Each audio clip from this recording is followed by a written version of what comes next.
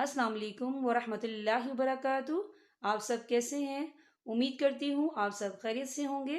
आज का हमारा टॉपिक जो है सूरह अल अनाम है, आयत नंबर 71 से लेकर आयत नंबर 82 तक। आइए सूरह अल अनाम से अपने सबक का आगाज करते हैं। शुरू करती हूँ अल्लाह ताला के नाम से जो बड़ा मेहरबान नहायत रहम वाला है। तर्जुमा। ए पैगंबर, इनसे कहो, क्या हम अल्लाह को छोड़कर ऐसी चीजों को पुकारें जो हमें ना कोई फायदा पहुंचा सकती हैं ना नुकसान?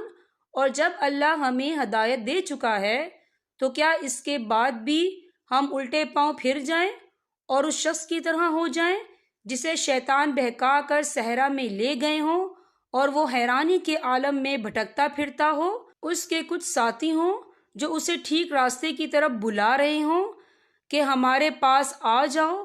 कहो कि अल्लाह की दी हुई हदायत ही सही मायने में हदायत है और हमें ये हुक्म दिया गया है कि हम रब्बुल आलमीन के आगे झुक जाएं, और ये हुक्म दिया गया है कि नमाज कायम करो और उसकी नाफरमानी से डरते रहो, और वही है जिसकी तरफ तुम सबको इकट्ठा करके ले जाया जाएगा।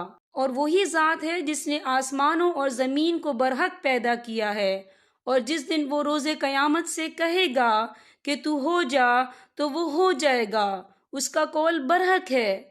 और जिस दिन सूर फूका जाएगा उस दिन बादशाही उसी की होगी।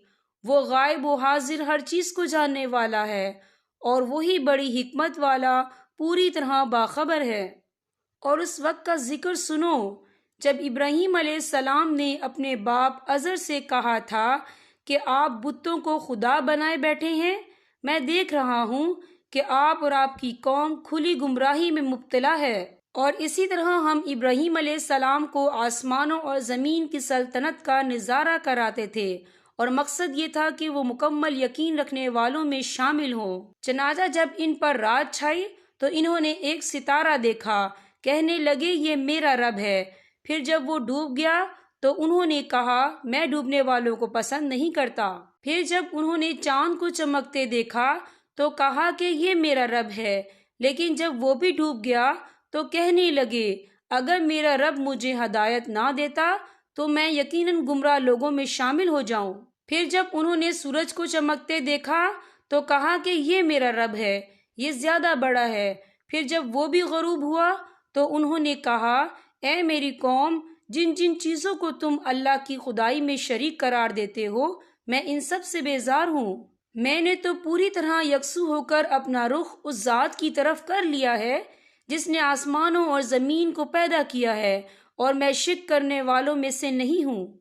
और फिर ये हुआ कि इनकी कौम ने इनसे हुज्जत शुरू कर दी। इब्राहीम अलैहिस्सलाम ने इनसे कहा क्या तुम मुझसे अल्लाह के बारे में हुज्जत करते हो जबकि उसने मुझे हदायत दी है?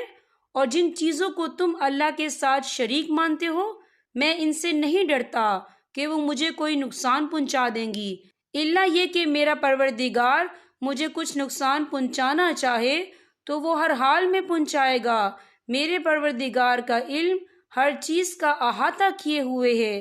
क्या तुम फिर भी कोई नसीहत नहीं मानते? और जिन चीजों को तुमने अल्लाह का शरीक बना रखा है मैं उनसे कैसे डर सकता हूँ जबकि तुम उन चीजों को अल्लाह का शरीक मानने से नहीं डरते जिनके बारे में उसने तुम पर कोई दलील नाजिल नहीं की है। अब अगर तुम्हारे पास कोई इल्म है तो बताओ कि हम दो फरीकों में से कौन बेखौफ रहने का ज्यादा मुस्तहिक है। जो लोग ईमान रखते हैं और अपने ईमान को शिर्क के साथ मखलूत नहीं करते, ऐसों ही के लिए अमन है और वही राह रास्त पर चल रहे हैं। यहाँ पर हमारे सबक का इख्तिताम होता है। अल्लाह पाक हम सबको कुरान पाक पढ़ने, समझने और इस पर अमल करने की तौफीक अता फरमाए। अब मैं आपसे इजाज़त चाहूँगी। अस्सलाम वालेकुम व रहमतुल्लाहि व बरकातुहू।